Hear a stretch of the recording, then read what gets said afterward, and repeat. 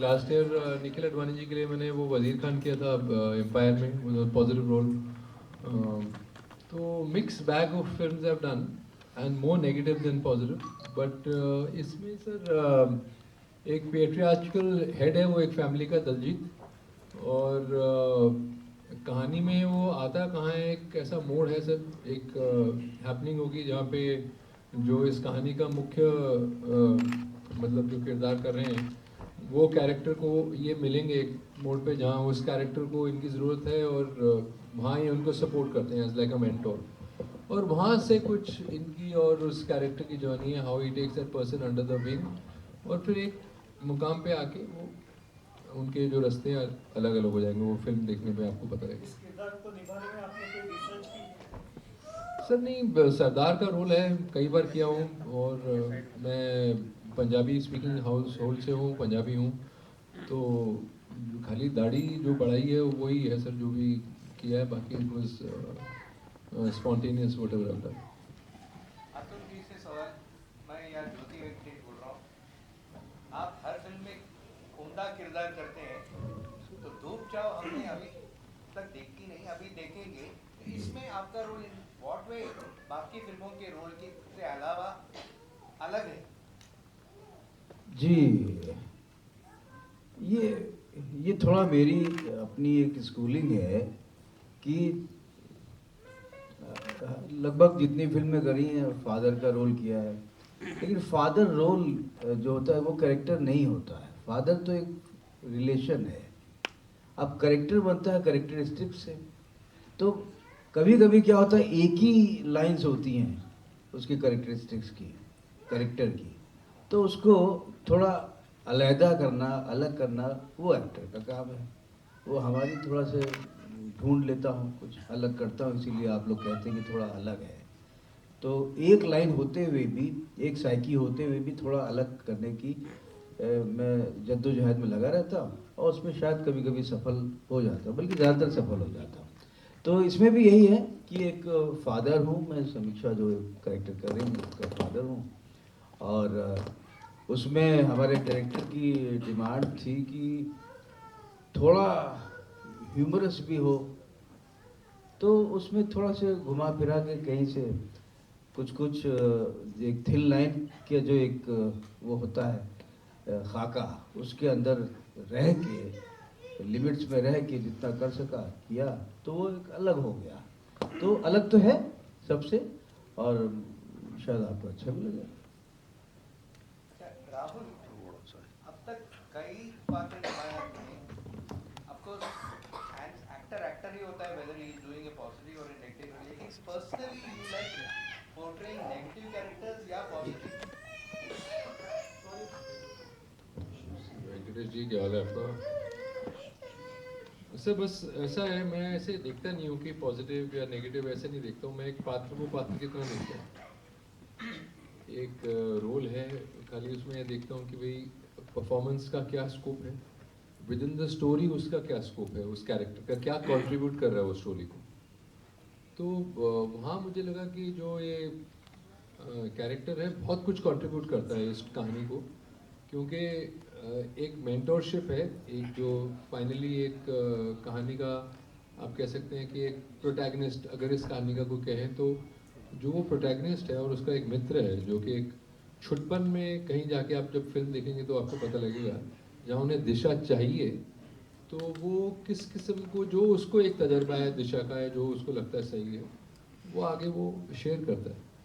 तो पर्सनली मेरे लिए सर यही इंपॉर्टेंट रहता है कि what are you contributing that character in terms of जो स्क्रीन प्ले है उसके दायरे में, क्या वो कंट्रीब्यूट कर रहा है कहानी को, और फिर उसको कैसे दिलचस्प बनाया जाए, कितना इंटरेस्टिंगली आप उसे पेश कर सकें।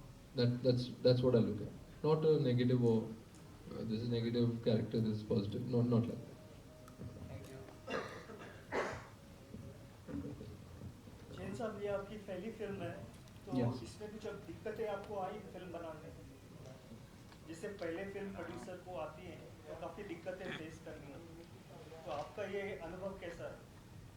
अनुभव तो बहुत अच्छा था, बट बस मैं यही कहना चाहूँगा, दिक्कतें आती हैं बट आपको फेस करनी होती है, और एंड प्रोडक्ट बनाना होता है। हम लोगों ने बहुत मेहनत से बनाई है, और यही बोलना चाहूँगा कि मूवी देखिए आप, बहुत it's like a labour of love for us, that's all. समीक्षा जी, आपके किरदार के बारे में कुछ बताइए। मेरा किरदार का नाम है मेघना, और इस फिल्म में सबसे इम्पोर्टेंट मेरे लिए ये है कि मैं first time from the age of 25 to 50 or maybe 55, that is a journey of मेघना, like all the actors जो भी कैरेक्टर्स हैं इसमें, हमारी पूरी एक एज की जर्नी है, सो विच इज़ वेरी ब्यूटीफुल, जो मैंने पहले नहीं किया है।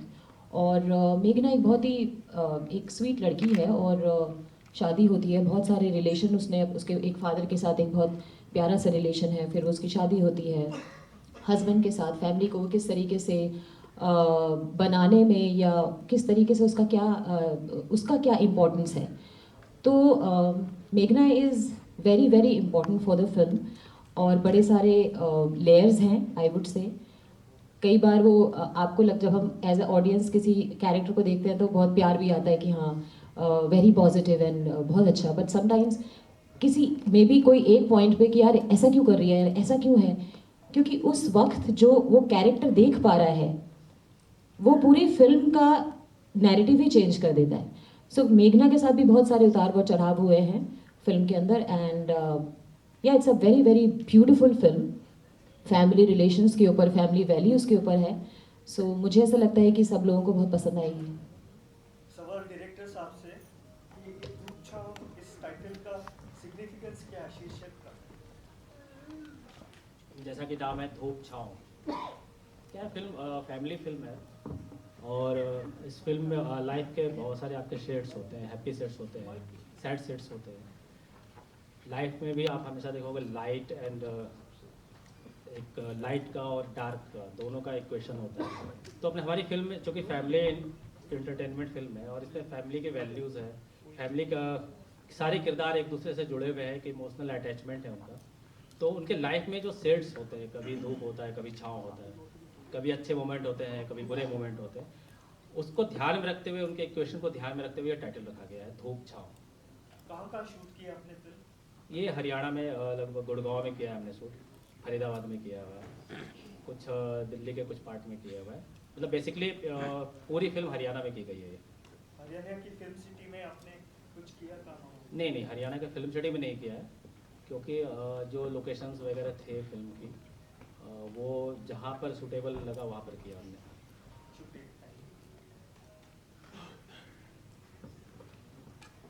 मेरा सवाल अहम से है, देख पा रहे हैं? जी बिल्कुल।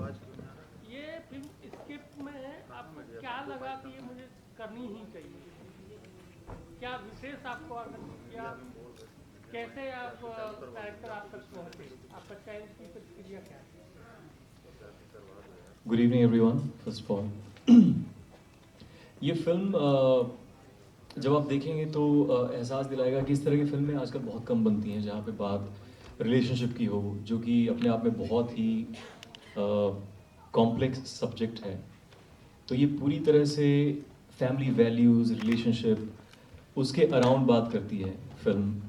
आजकल क्राइम थ्रिलर जॉनरा है, आमतौर पे उस तरह के सब्जेक्ट्स बहुत देखने को मिलते हैं, और इस तरह का सब्जेक्ट कहीं छूट सा गया है। तो ये basically essentially family values, relationship, उसमें जो अप्स एंड डाउन्स आते हैं उसके बारे में, इसीलिए टाइटल भी धूप छाँव, एक परिवार के, एक इंसान की लाइफ में जो उतार चढ़ाव आते हैं। तो ये सब्जेक्ट अपने आप में बहुत एक सूदिंग सा सब्जेक्ट है, जो वापस जो मैं ये नहीं कहूँगा फिलोसॉफिकल या प्रीची होने की ज़रूरत नहीं, बट फैमिली वैल्यूज़ कहीं ना कहीं हम खो चुके हैं परिस्थितियों की वजह से, हर कोई इधर उधर है। तो एक वापस उसकी तरफ एक याद, प्यारा सा एक प्यारी सी याद दिलाएगी ये फिल्म के बारे में। मुझे इसका ये सब्जेक्ट बहुत अपीलिंग लगा। आपने क्या कैरेक्टर के बारे में पूछा था मुझसे? आपके कैरेक्टर में थोड़ा सा मेरा कैरेक्टर बहुत सिंपल प्यारा सा लड़का है। बहुत मैं इसमें लेयर्स है, डायनामिक्स नहीं ढूंढ सकता, क्योंकि इस कैरेक्टर का जब आप पूरी फिल्म देखेंगे तो सेंस ऑफ लॉस जो एक पूरी कहानी में आता है, जो कॉन्फ्लिक्ट आता है, जिसकी वजह से चीज़ें ऊपर से नीचे हो जाती हैं, एकदम उथल पुथल हो जाती हैं, उसके लिए इस किरदार का बहुत प्यारा, बहुत पॉजिटिव, बहुत अच्छा वार्मथ इससे आना ज़रूरी था। तो मेरे लिए वही चैलेंजिंग था कि ये इस कैरेक्टर से बहुत पॉजिटिविटी आए, happy go lucky, very warm, very pleasant, इसका अपील होना चाहिए था। क्यों? क्योंकि जो इसके साथ होता है वो ऑडियंस को और ज़्यादा उससे जोड़ेगी, ये वजह थी, यही मेरा गोल था, अचीव करना चाहता था इस रोल के माध्यम से इस फिल्म। Thank you. अभी अच्छा किया अभी। डायरेक्टर थैंक यू, शुक्रिया। ये तो आप लोग बताएंगे, होपफुली हम सबका काम आपको पसंद आए। डायरेक्टर हेमंत जी, आपसे सवाल है, इस फिल्म में समाज के लिए क्या संदेश है? समाज के लिए संदेश ये है कि आप अपने परिवार से जो एक जुड़ाव होता है, वो अगर ये फिल्म देखकर आपको कहीं से भी एक जुड़ाव जो आपका थोड़ा कम हो चुका है, अगर ज़्यादा हो जाता है, या जुड़ाव का फील भी आ जाता है कि फैमिली से जुड़कर रहना चाहिए। और असली जो आपके ज़िंदगी का मकसद होता है, एक बॉन्डिंग होती है पूरी फैमिली की। आप लाइफ में कुछ भी अचीव कर ले रहे हो, कुछ भी सक्सेस पा रहे हो, जैसे इस फिल्म में भी आपको देखने को मिलेगा कि आपने अचीवमेंट तो किया सब कुछ, लेकिन अगर परिवार साथ में होता है तो उस अचीवमेंट के मायने बढ़ जाते हैं। तो हमारी कोशिश ये है कि फिल्म में विजुअली हम कुछ लोगों के अंदर ये देखने के बाद थोड़ी अगर इच्छा जाग जाती है कि यार फैमिली जो है सच में रहना साथ में बहुत ही ज़रूरी है।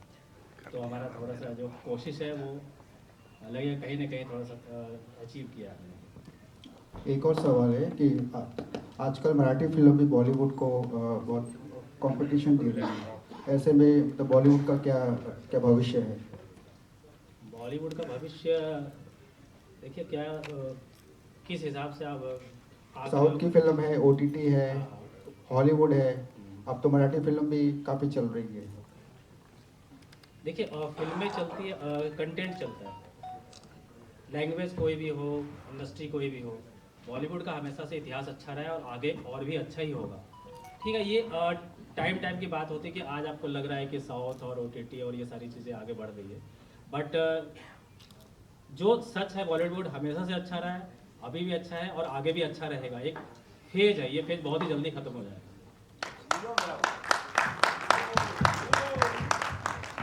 या हेमंत जी, हाँ स्ट्रेट हाँ अभी नॉर्मलिटी सीन अभी आजकल अगर हम देखते हैं तो अगर जो बड़ी बजट की फिल्में अभी क्या स्टेटस है अपना, ऑल इंडिया ऑल ओवर कितनी स्क्रीन पे जा रही है? देखिए प्रॉब्लम्स मानने वाली बात होती है। अगर आप एक जिद की चीज़ होती है, अगर आपके अंदर जिद है कि मुझे करना है और ये चीज़ों को अचीव करना है, तो कहीं ना कहीं से आपको सपोर्ट सिस्टम तैयार हो जाएगा हर तरफ। जहाँ तक आपको ऐसा लग रहा है कि स्क्रीन मिलना बहुत टफ है, लेकिन क्या ऐसा भी नहीं कि बिल्कुल टफ है कि आपको मिल ही नहीं सकता है। बट आपका एक मोटो क्लियर होना चाहिए कि मुझे जो है स्क्रीन पर ही काम करना है और हमारा जो भी कोशिश, हम जो भी फिल्म बना रहे हैं स्क्रीन पर लाना है। और इससे ये पॉजिटिव थॉट लेकर जब आप चलते हो तो वो चीज़ें आगे एक्टिवेट होती है।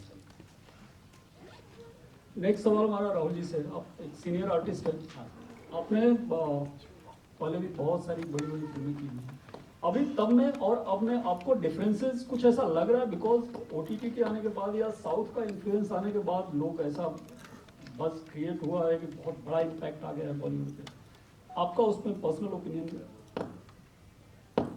मैं आपको एक प्रैक्टिकल चीज़ बोलता हूँ, पता नहीं लोग गौर नहीं कर रहे हैं इस बात को। लोग कहते हैं कि साउथ का भी, साउथ सर हमेशा से ही था। मतलब कितनी रीमेक्स हुई हैं, अनिल कपूर जी ने बेटा जो की थी वो तो साउथ रीमेक, मतलब मैं किसी और दौर की बात कर रहा हूँ तो मैं मूवीज़ में भी नहीं था। तो आई थिंक एक तो हमें समझना चाहिए कि साउथ ऐसा नहीं है कि आज ही बन गया है या आज ही, वो हमेशा से अच्छा कंटेंट बनाता था और अब भी बना रहा है। और हिंदी फिल्मों में भी तब भी अच्छा कंटेंट होता था और अब भी अच्छा कंटेंट होता है। यहाँ तक कि आप बोल रहे हैं कि बदलाव, डेफिनेटली एक बदलाव है। एक पहले you would say hero driven film would work, अभी थोड़ा बिकॉज एक्सपोजर ज़्यादा है।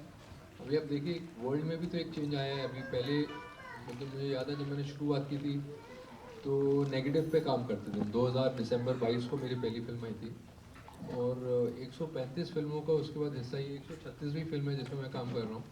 तो उस दौरान मैं देख रहा हूँ कि अभी पहले हम नेगेटिव में करते थे काम, रिहर्सल ज़्यादा होते थे और जब कर साउंड भी आता था कैमरा का, एक नर्वस एनर्जी लेके आता था वो साउंड एक्टर के अंदर, एटलीस्ट मेरे अंदर। और अभी वो साउंड आता नहीं है, डिजिटल हो गया सारा कुछ। ईजियर हो गया है, टेक्स आप मांग सकते हैं 5 या 8 भी मांग सकते हैं, अगर आप कहीं आपको लगे कि कुछ और बेटर करना चाहते हैं, कुछ करना चाहते हैं।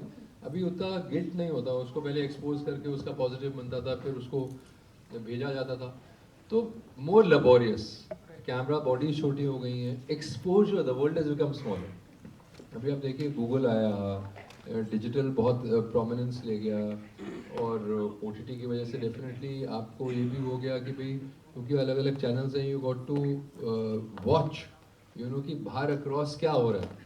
पहले भी देखने को मिलता था, मगर अगर पहले अगर कोई इस कार्य से जुड़ा हुआ है वही इंसान देख रहा है, अभी क्या हो रहा है कि आम लोग भी देख पा रहे हैं, स्पेनिश फिल्म देख पा रहे हैं, चाइनीज़ फिल्में देख पा रहे हैं, यूरोपियन सिनेमा देख पा रहे हैं आम लोग। मतलब पहले ये होता था कि यार ये it was a privileged few, और या कोई इसका स्टूडेंट है सिनेमा का, कोई एक्टर है तैयारी कर रहा है, या डायरेक्टर्स हैं, या हमारे लेखक हैं, तो it's a different world together all together today.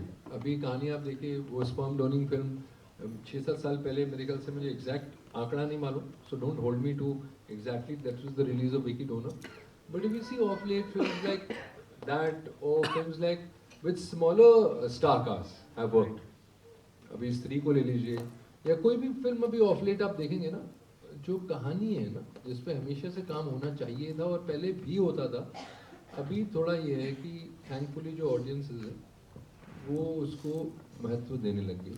पहले वैसे होता था कि यार चलो देखते हैं फिल्म को क्योंकि यार इसके अंदर फलां आदमी, अभी थोड़ा ये हो गया कि वो कहानी क्या है उसको भी तवज्जो ज़्यादा मिलने लग गया, और उसकी आई थिंक वजह यही है कि exposure to the globe and to across India also become small. Actually south, north, ये वो ईस्ट वेस्ट सब है तो एक हिंदुस्तान ही, और यहीं से बन रही हैं फिल्में, और पहले भी बनती थी। अभी वहाँ पे भी मतलब मैंने तकरीबन शायद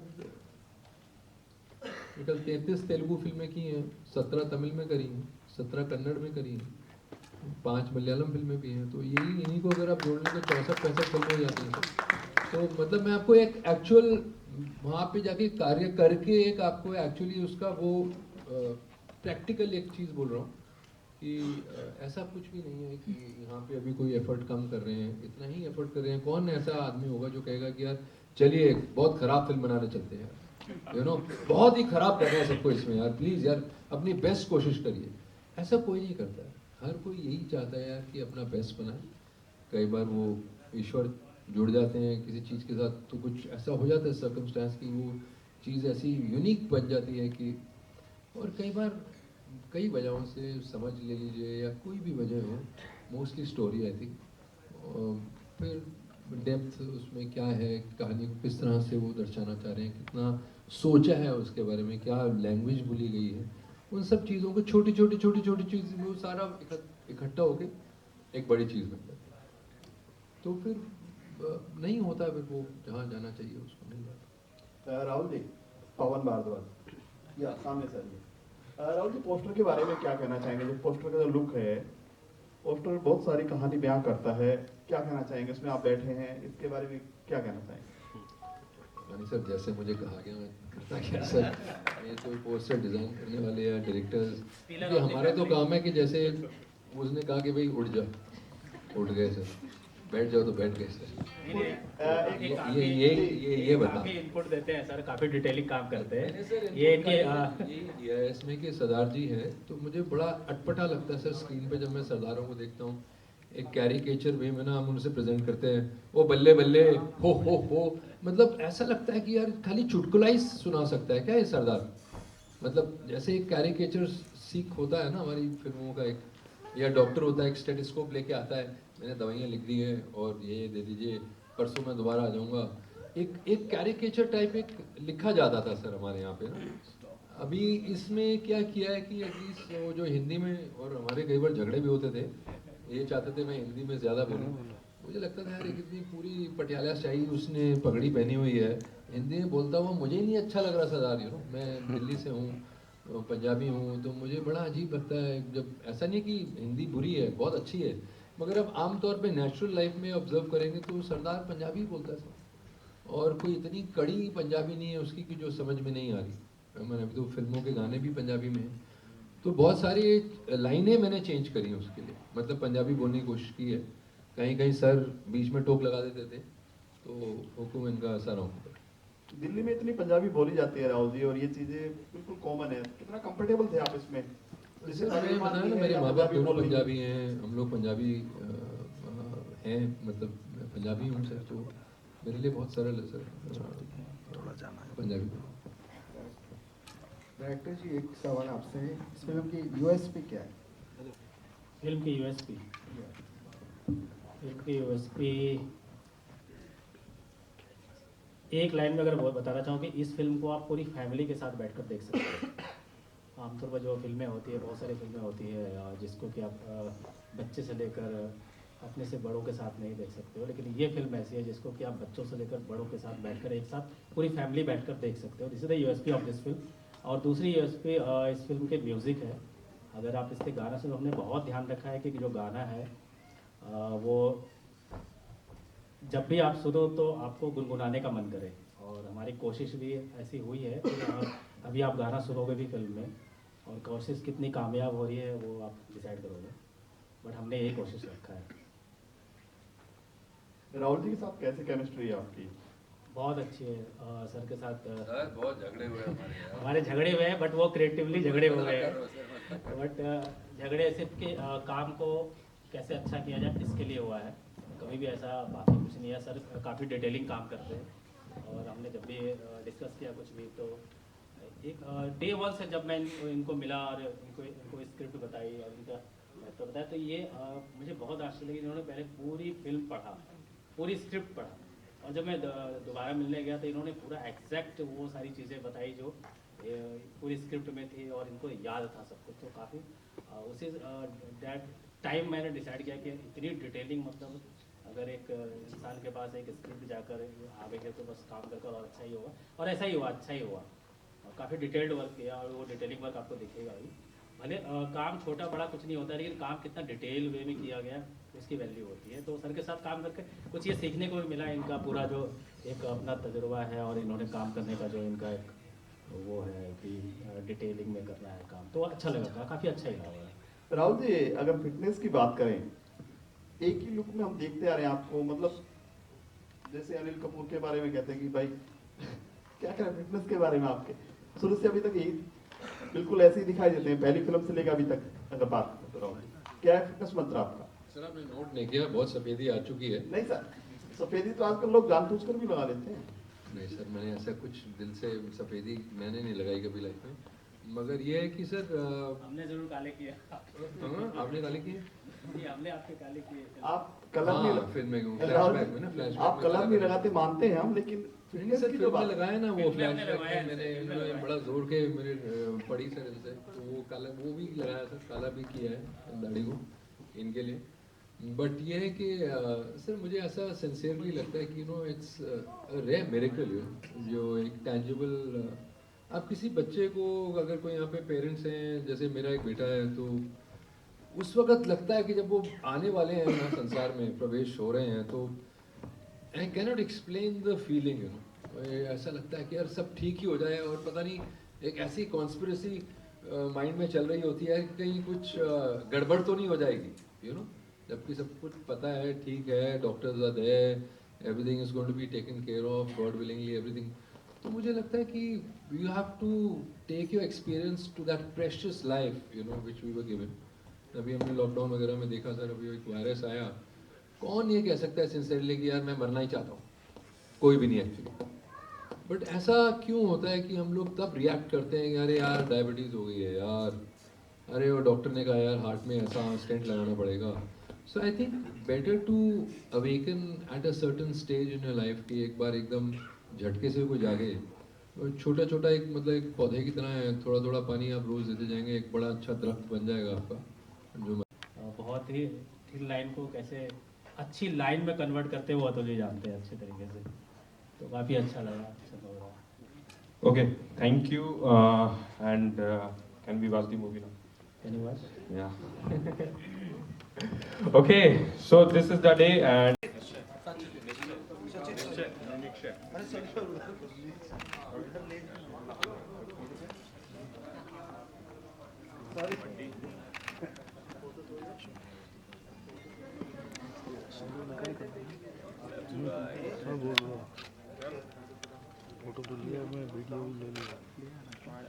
चलो हो गया, चलो डन, थैंक यू।